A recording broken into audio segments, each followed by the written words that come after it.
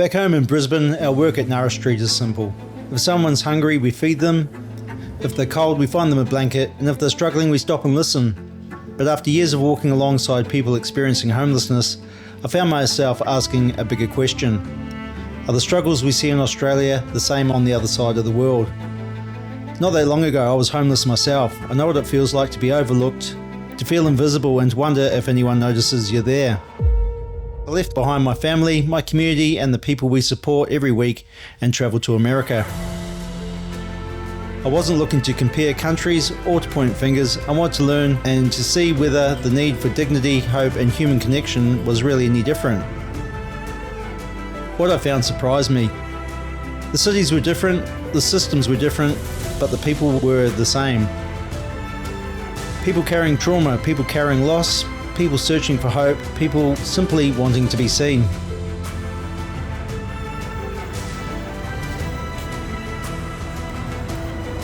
You okay, sir?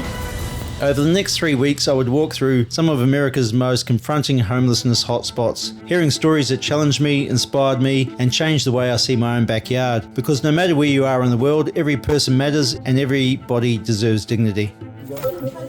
Oh my God! Keep going, keep going.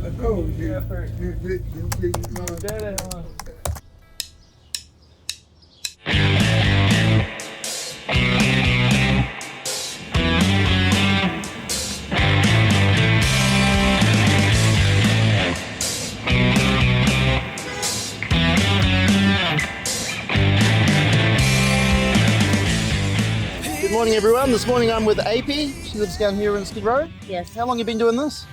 On and off for like 7 years. 7 year. Yeah. How do you find it? It's alright. It's not as bad as people would think. But long term, it's not ideal as you get older. Yeah. I think when you're young, it's okay.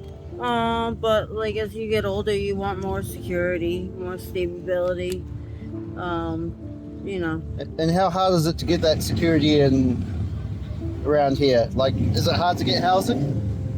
It's not that it's hard.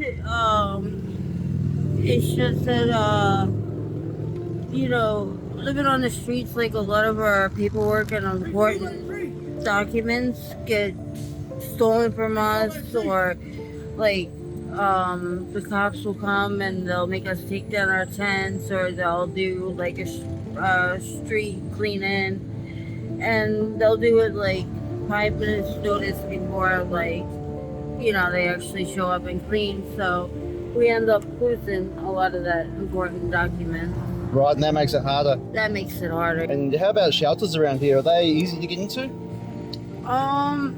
It's the same, more or less the same process. That I never fully tried. I know like there's some where you show up like an hour before they open, but I always been pretty content with my tent. I have it set up comfortably. I'm more comfortable being in the tent than going to a shelter overnight. Yeah. And how about the violence around here? Is it bad? Sometimes sometimes it's very peaceful, and then other times it'll get a little hectic. I would say the main violence is between people in gangs or people that are maybe selling. I don't know. If you're somebody like me that kind of just like stays out of it and tries to go under the radar, you don't have too many problems. But every once in a while, you'll come across somebody that's maybe unstable, and that could be a little difficult. Do you mind if I show everyone your cool garden? Oh yeah, go right ahead. Thank you.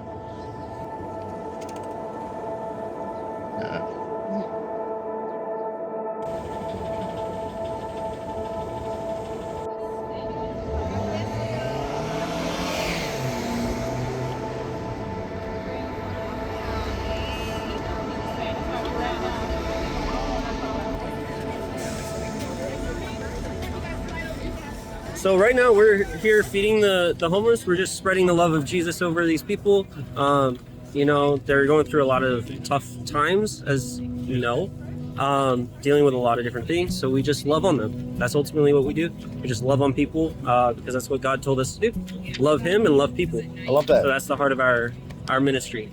And so, what sort of assistance do you give here? So we give food, socks.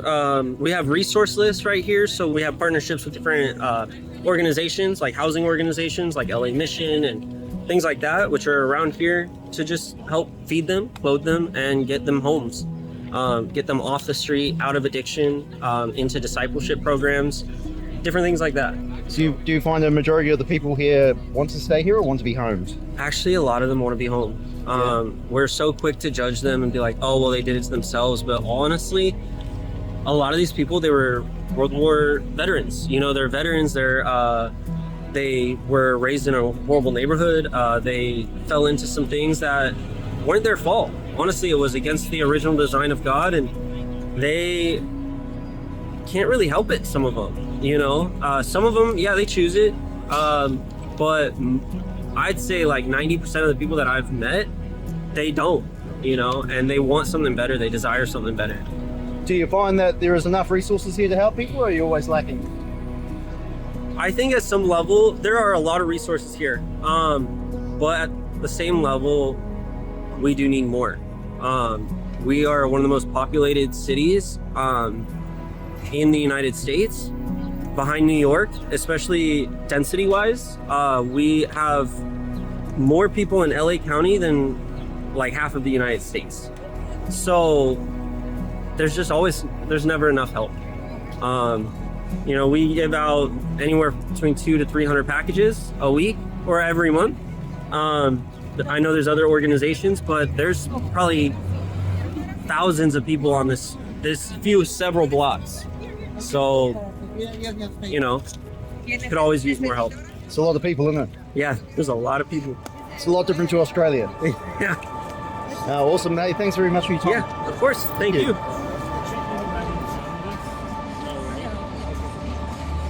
I'm on the streets of Skid Row, and today I met a wonderful lady. So, Hi, he doesn't know if I'm wonderful or not. He's assuming, but it seems like I am to him. yeah, I think you are. I know a good soul when I see one. Okay.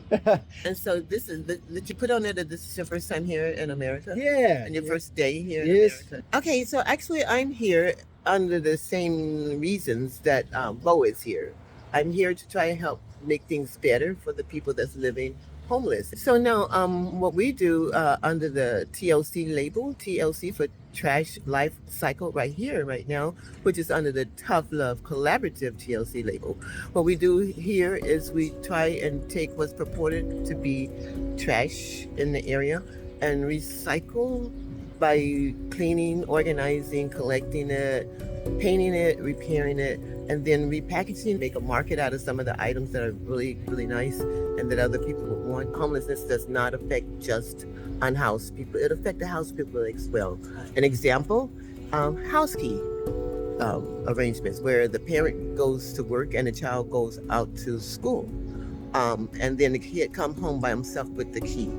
That's kind of scary when you get up and you get ready and you go to the door to leave for school and work, and there is some strange character laying in the grass or laying out in the street or sitting in a car. We try to encourage them to learn more and more about each other and work on what both sides can agree on. It's called the Comfort Zone of Tolerance, submitted to the government agencies that make the rules and regulations for the shelters and encampment. You have any questions at this point so I can... So do you live out here? Do I live out here? I will do a 24-hour practically cleaning project. Wow. I clean when I first started out, which is it's going to be 4 years in July. When I first started out, I started out under fear that the government might come out and take so many other people away and put them up in places where nobody knows who is at. I cleaned out of fear. A festive Thanksgiving celebration on Skid Row. The Midnight Mission serving up thousands of hot meals to Angelinos in need of comfort, dignity, and a place to belong on this holiday. All right, my name is Andrew Linares, and I'm the Community Engagement and Volunteer Manager at the Midnight Mission. And that's been around since 1914, where we've been offering homeless services and 12-step recovery to our Skid Row community here in Los Angeles.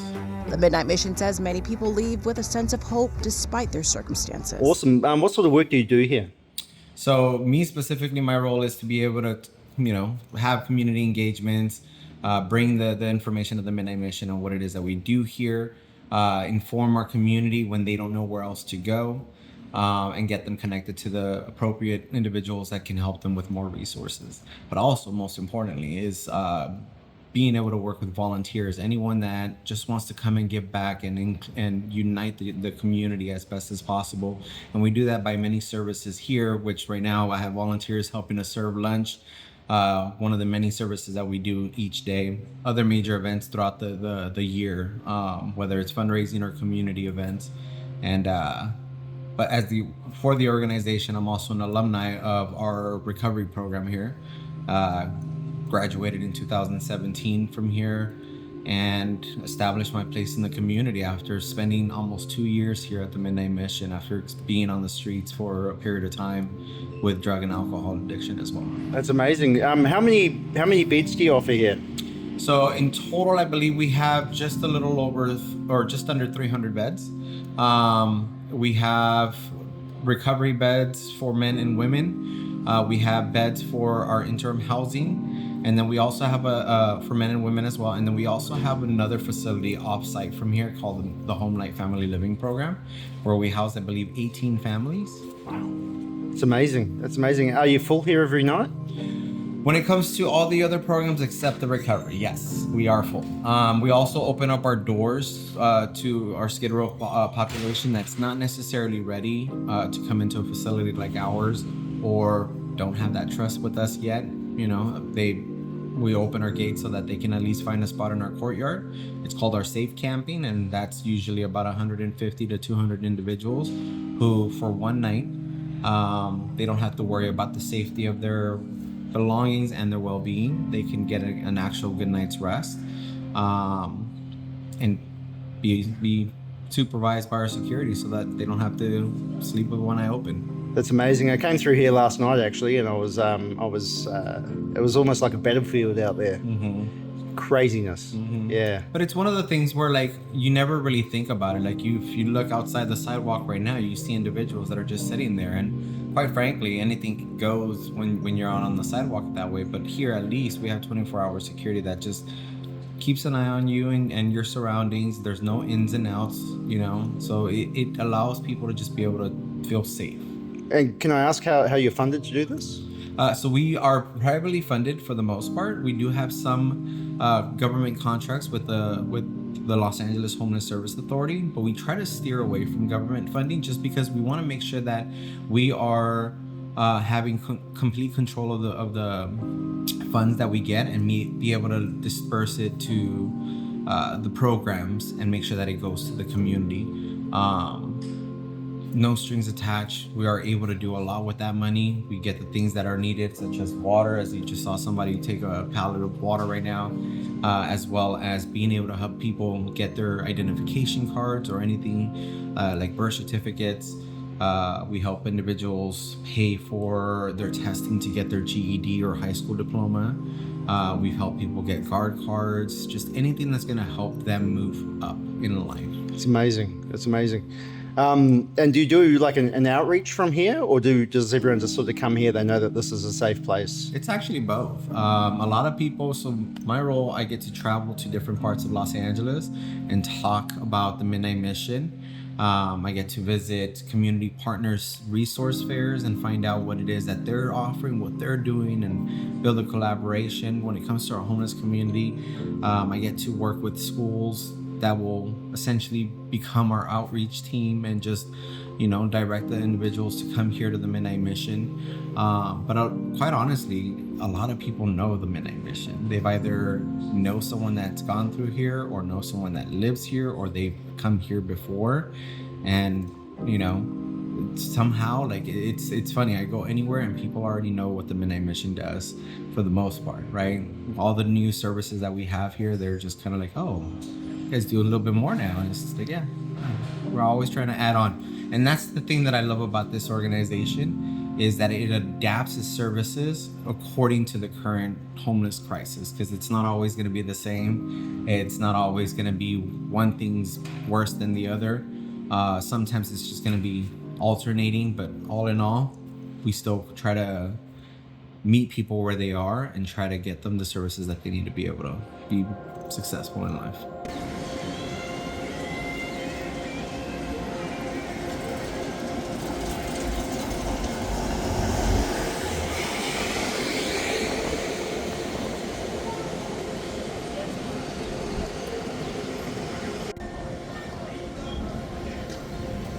Hey guys, my name is Michael. I'm part of St. Verena and the Three Holy Coptic Orthodox Church, and pretty much every Saturday we come down. We set up food, make a warm meal for them. We have clothes, and yeah, we're just down here every week. We're praying with them and just being there for them. Yeah, so that's kind of what we do. That's awesome. So you come down every week? Every Saturday, yep. Every Saturday. How many people do you reckon you've seen today? Today, probably at least maybe 200, 250. At least we served about 200, 250 meals. And where do you get your food supply from? So all of this is from the church. Love it. It's mostly, if you notice, mostly youth, high schoolers, college people. Everyone gets a little bit of everything, and we just all come together and we start cooking at the church. And then it takes us about an hour and a half to make it. We drive about an hour here, and then serve for probably about 2 hours, and then we go back home. It's amazing. How many volunteers have you got out here today? Today, I think we got on the larger side. We're about, how many are we? Like 25? 25. Yeah. 25 volunteers. Yeah. It's fantastic. It's really good to see church groups out here getting involved. Yes. I don't see too much of this back in Australia, Okay. so it restores my faith Yes. in humanity and Christianity. Amen. Amen. Amen. Yeah, no, this is amazing. Thank you for the work you do out here. Thank you. If anyone wants to know more about your organisation, where can they contact you? Yeah, they can just go to thecocc.org. Thecocc.org. Thank you so much for your time. You're welcome. Thank you.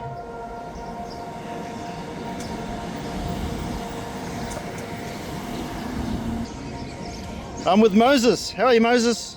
How you doing, young man? Good. Yourself? Not so good. Tell me what's going on. So, we're in the hospital for 3 months. I had a stroke. I can't move my hand. I can't adjust myself. Not so good. And yesterday, I went to go check on my old lady, and the police in front of her door. She died in her sleep. Oh, Moses, I'm sorry to hear that. Sorry to hear that. God take away my health. He didn't take away my woman. I used to study the Bible. Ephesians 4:30 says it. Satan is the god of this world. Believe that. No, you got to. First John says, 1 John 4:4 says, for the children of God and the children of the devil is manifested. Hebrews 13:2 says, be not forgetful to entertain strangers, wherefore some entertain angels unaware. This is right. Go to the bad ones. So how long you been here? Well, many years. A lot of moons. But I've been in the hospital for a long time.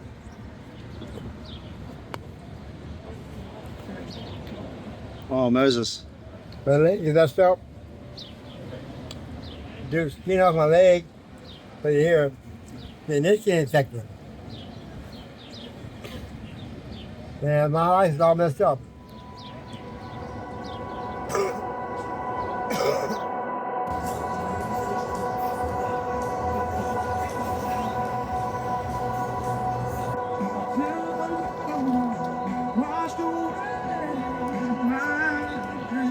This is Little Dreams, Angel Streets, and I'm right here at Scarecrows. This is the director of Little Dreams. We've been here for 14 years, working in the streets right here in Scarecrows, helping all the homeless. And then I'm so happy to help everybody right here in the streets, and everybody call me the angel of the street. That was one day in my birthday. When that was my birthday, they had a surprise for me. They got a present for me. They said, "You're gonna be the angel of the streets," and I'm right here. I'm helping everybody. I'm so happy to be in these streets, and everybody knows me. I love everybody. And it's little dreams. God bless everybody. And it's little dreams, the angel of the streets. Take care of everybody and be happy. And this is me. And this is the first time I give an interview to somebody, because I don't give interviews to nobody. Because little dreams, the only person can see little dreams is the homeless people. But I'm giving you this interview to you. Okay. I appreciate it so much, and thank you for the work you do. I can see it's life-saving. Yeah. It's really great. Because I got more people, and I need help. I need help for everybody, because I'm helping a lot of people across the border, and I need a lot of help for everyone. And thank you, everybody. How can someone get in contact with your organization if they want to help out? They can call Little Dream, the Angel of the Street. They see my phone number and my website, and they can find me easy. Just look for the Angel of the Street, Los Angeles, California. I'm the only angel on the streets. Thank you. Thank you. Good. So the reason why we're here, our business is mostly in Santa Ana, not here. We saw in front of the library, 601 West Civic Center, and here we are selling because our friend Ivana was feeling great, and today's her birthday. She decided that she would give us 300 tamales to donate. So here we are in LA donating tamales to the people here, and also we're donating aguas, hibiscus, and horchata. It's amazing.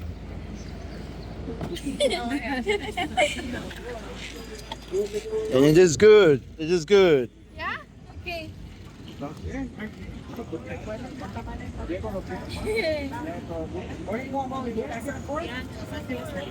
Thank you.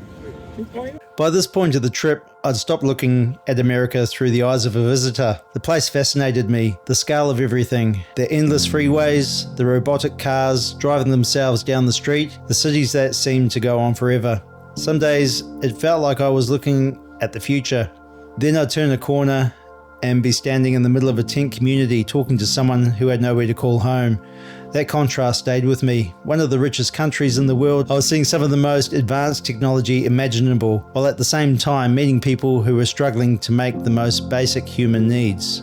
But what really stood out wasn't the problem itself, it was a response. Back home in Brisbane, charities play a huge role in supporting people doing it tough. Over here I saw the same thing on a much larger scale. Time and time again it was community organisations, volunteers, churches and everyday people stepping up, providing meals, healthcare, shelter and hope.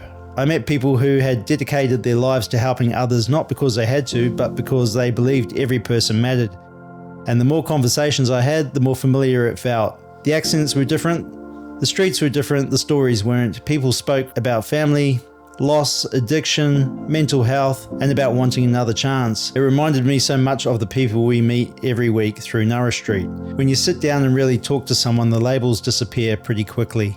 What you're left with is a human being who has a story that deserves to be heard. No matter where you are in the world, people don't just need food, a blanket, or a roof over their head. They need connection. They need dignity. They need to know that somebody sees them. And standing on the streets of America, thousands of kilometers from home, I realized that part never changes.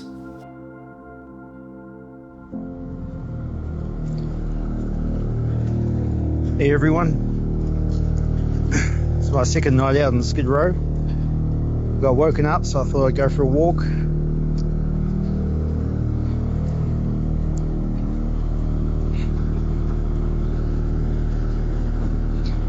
Got the fire department here. So I just hopped off the plane and I arrived in LA, and I thought, you know what, I'm only a couple of minutes away from Skid Row, I'd go for a walk down there. So I arrived down there, I walked straight into the heart of it. There was a fire happening on one side.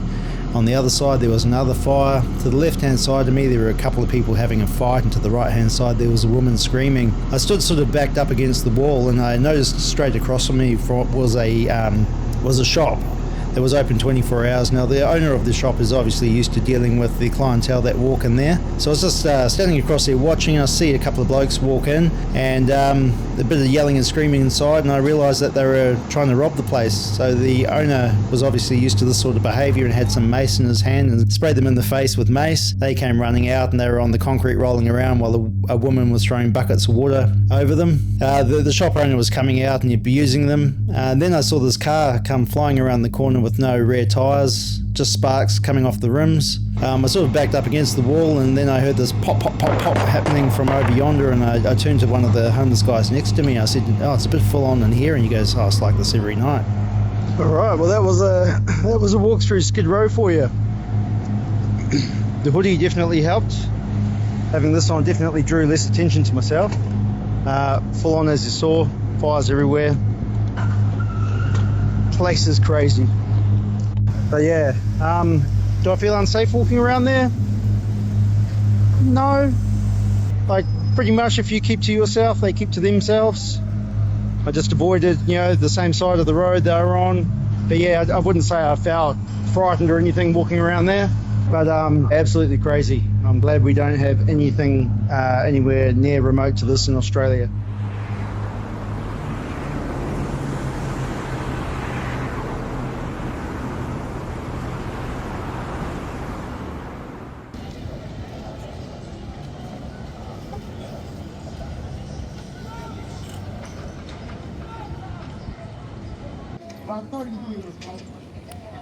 So I'm here on Skid Row. Just met the mayor of Skid Row. It's not easy when you're trying to touch people's life and make a difference. But it takes people to care. When people care, people's life change. But it takes a lot of work to watch it unfold. Right now, the city is a disaster here in Los Angeles. We got over 78,000 people still living on the streets of Los Angeles. We got the people in office who ain't doing nothing to help the people, but we out here with our boots on the ground making a difference. I want to always continue to remind and thank the volunteers for what they do. Without volunteers, it would be pretty hard for us to continue to do what we do. And he runs Humanity Heroes. And this is the list here of everybody who's waiting for medical support. Hi, Michael Sean Wright. I am the founder of woundwalk.org. We are America's largest street medicine team. We're here on Skid Row every single week. Our federal judge, Judge David Carter, asked us to come in. The biggest thing here about Skid Row is that you need community buy-in. It may look, it's very chaotic here, but this is a community, and we're going into somebody's homes here. So we want to show respect. We want to give them dignity. We want to see them as the whole person that they are. Here in America, we decided that it would be a good idea to centralize social services on the West Coast during the Depressions. Skid Row was born. You'll see historic pictures of very long soup lines. Folks who had migrated from different parts of the country, they came here looking for work. And then when they couldn't find any, they ended up on Skid Row. Skid Row is infamous. We have the largest concentration of unhoused people here anywhere in the world. It's right here, with the exception of countries like India, other countries. But here in North America, this is the concentration. This is the epicenter. And what we see here are wounds from neglect. People are not able to put flowing clean water over their wounds. They become infected. Also, there's substance use disorders here. People are in pain out here, and for $5, they can forget their troubles for a little while. Here on Skid Row, we still have crack cocaine. It's kind of transitioned over to fentanyl. Fentanyl is not the same fentanyl that we find in the surgery center, which is an anesthesia. This is a chemical, terrible opiate, way more powerful than morphine, way more powerful than heroin, and it kills. Inside of that fentanyl is something called xylazine. It's a horse tranquilizer, and the skin reacts really poorly to it. It eats the skin from the inside out. As you see, I got infection everywhere. Oh, wow. Yeah. That just appeared days ago. Yeah. And see how deep it goes? So here we bring a team of doctors and medics and wound care specialists, and we get after these wounds because somebody has to. We believe that the first things first. triage the wounds, look at the causation, address those things, connect them to services, but first we've got to get you stable. Thank you. Hi, my name is Emily. I'm a volunteer with Starts With One Today. It's a nonprofit based here in Skid Row. We come out every single Sunday, whether it's really hot. It gets really hot here in Los Angeles. If it's hot, if it's raining, whatever the weather condition is, we're here because we have a beautiful community that we have the privilege to serve every Sunday. We provide them with food, groceries, clothing items, from children to men's. We have something for everybody, hygiene essentials, and we also have products for dogs and cats. There are a lot of community members that have pets, so we make sure that they're always taken care for as well. And yeah, we've been doing this. It's gonna be 6 years. We started during the pandemic. And yeah, we started off with just 2 tables, but as you can tell, it's grown and it's expanded. And we have volunteers that help us every Sunday from all walks of life. And it really is just a blessing to be able to do this for our community. Yeah, thank you.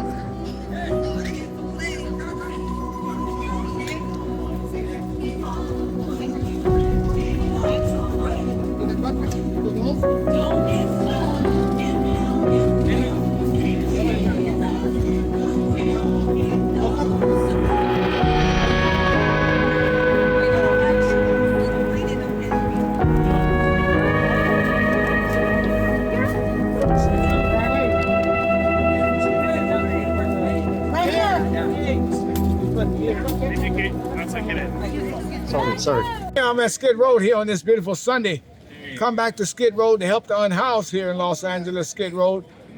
We will continue to help those people because we know that their life has been very shattered, not only across Los Angeles, but across this country. And we want to be able to continue to reach the people, let them know they have not been forgotten. Every other Sunday, I'm here on the streets helping the people, trying to make a difference in their life. It takes the mayor to come out here to be a part of it, to let the people know that she cares.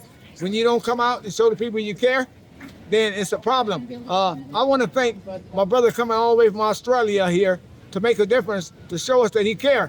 Hopefully we'll meet again and we'll be able to do a lot more stuff and he'll be able to see a lot more what we do. I just want to thank you personally for coming this far to see what's really going on across this country. Thank you. Thank you. As I prepare to leave Skid Row, I'm reminded of how hard life is down here for a lot of people. Everyone's just trying to survive, trying to get by, trying to get housing. I'm absolutely overwhelmed by the community support down here, especially by the churches who appear to do a lot of the heavy lifting down here. Talking to the people here, they've been friendly. Everyone's been really good. People have been wanting to talk about their experiences. Not a place I'd like to live, but people are just trying to survive. With Los Angeles behind me, it was time to see a completely different side of America. Next stop, Las Vegas.